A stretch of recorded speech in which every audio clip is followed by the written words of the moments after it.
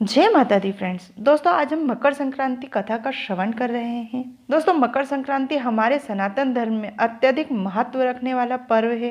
शास्त्रों के अनुसार इस दिन सूर्य देवता दक्षिणायन से उत्तरायण होते हैं। दक्षिणायन के समय को सभी देवी देवताओं का रात्रि काल माना जाता है और उत्तरायण में ऐसा माना जाता है कि समस्त देवी देवताओं का दिन प्रारंभ हो जाता है। इसी कारण इस समय को शास्त्रों के अनुसार अत्यधिक महत्वपूर्ण माना जाता है और उत्तरायण काल को बहुत ही अधिक शुभ माना जाता है। मकर संक्रांति पर भगवान सूर्य देव मकर राशि में प्रवेश करते हैं और यह भगवान शनि देव का घर होता है।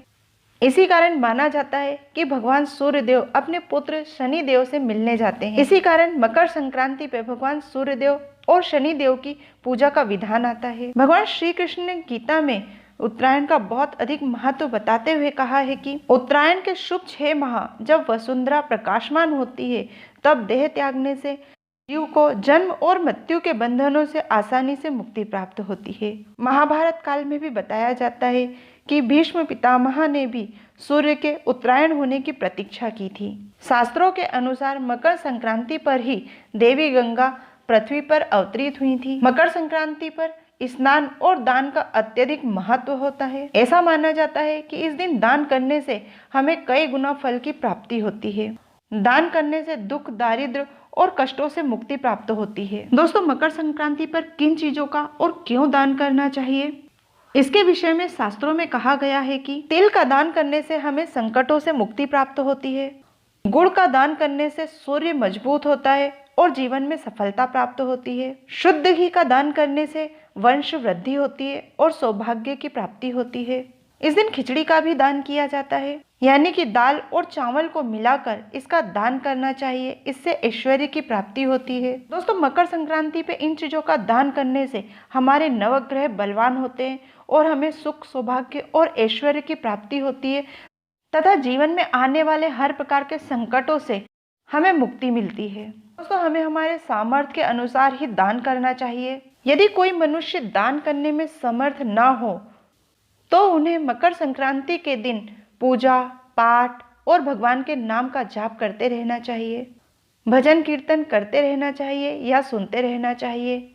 घर का माहौल भक्तिमय बनाए रखना चाहिए। इससे भी भगवान हम पर अति शीघ्र प्रसन्न होते हैं और हमें सुख, सौभाग्य और ऐश्वर्य की प्राप्ति कराते हैं। दोस्तों, मकर संक्रांति की कथा का महत्व स्कंद पुराण में बताया गया है।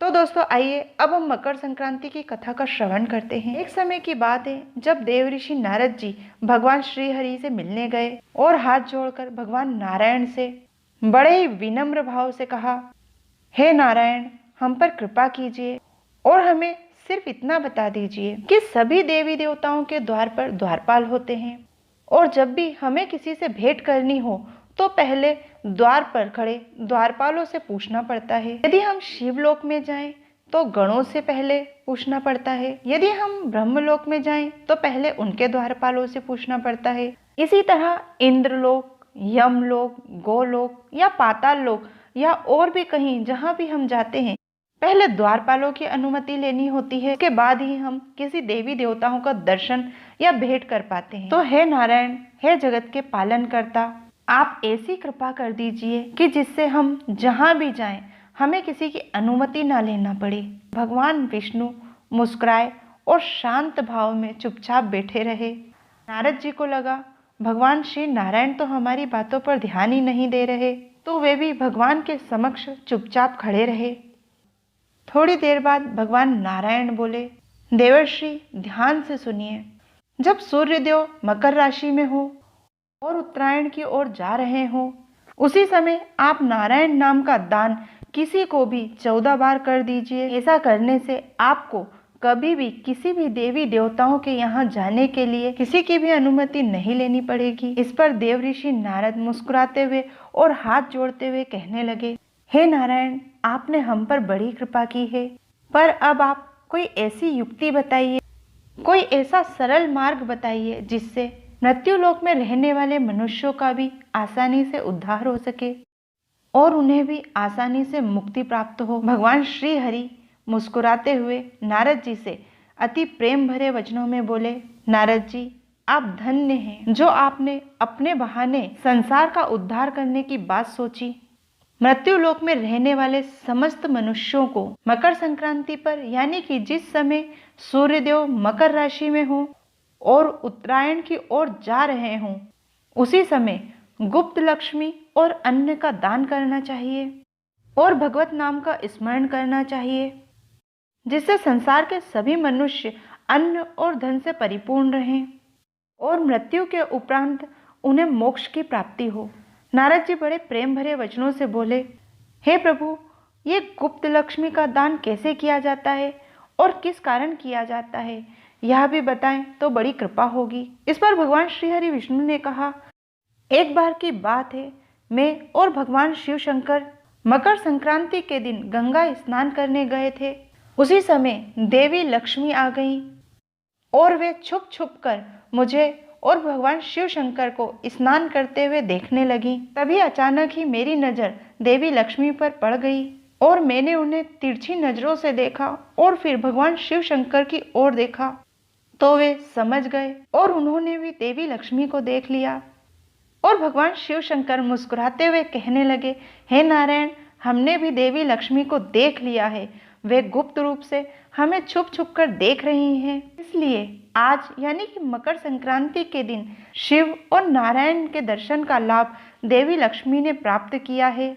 इसलिए हमने उन्हें आज यह वरदान दिया है कि जो भी मकर संक्रांति के दिन गुप्त लक्ष्मी और अन्न का दान करेगा, उसके घर में कभी अन्न और धन की कमी नहीं होगी, क्योंकि अन्न से बड़ा इस संसार में कोई दान नहीं होता। और देवश्री, गुप्त लक्ष्मी दान करने का बड़ा ही सरल तरीका है। मकर संक्रांति के दिन गुड़ और तिल को मिलाकर उनके लड्डू बनाना चाहिए। इन लड्डुओं को बनाते समय इनमें सोने या चांदी का एक सिक्का छुपाकर रख देना चाहिए। इस प्रकार 14 लड्डू बनाना चाहिए और इनका दान करना चाहिए। यह दान गुप्त दान कहलाता है और इसे अन्न के साथ दान करना चाहिए। इसे ही गुप्त लक्ष्मी दान कहते हैं। और इसके साथ ही मकर संक्रांति पे हरि नाम का कीर्तन करते रहना चाहिए। माता लक्ष्मी और भगवान श्री हरि विष्णु का पूजन करना चाहिए। मकर संक्रांति के दिन भगवान सूर्य नारायण को अर्घ जरूर देना चाहिए, क्योंकि यह मृत्यु लोक पर साक्षात भगवान नारायण का अवतार है। जो भी मनुष्य इन नियमों का पालन करता है, वह संसार में सभी सुखों को भोगने के पश्चात मोक्ष को प्राप्त होता है।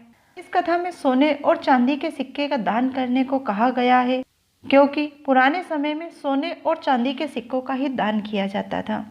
परंतु आप अपने सामर्थ्य के अनुसार 1, 2, 5 या 10 के सिक्कों का दान भी कर सकते हैं। बोल दो श्री लक्ष्मी नारायण की जय। भगवान श्री हरि विष्णु और माता लक्ष्मी कथा सुनने वाले और सुनाने वाले सभी की समस्त मनोकामनाएं पूर्ण करें और उन्हें धन धान ऐश्वर्य से परिपूर्ण रखें।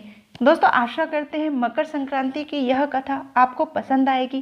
प्लीज़ हमारे चैनल को लाइक, शेयर, सब्सक्राइब अवश्य कीजिए और अपने दोस्तों और रिश्तेदारों में इसे जरूर शेयर कीजिए, ताकि इसका लाभ वे भी ले सकें। जय माता दी।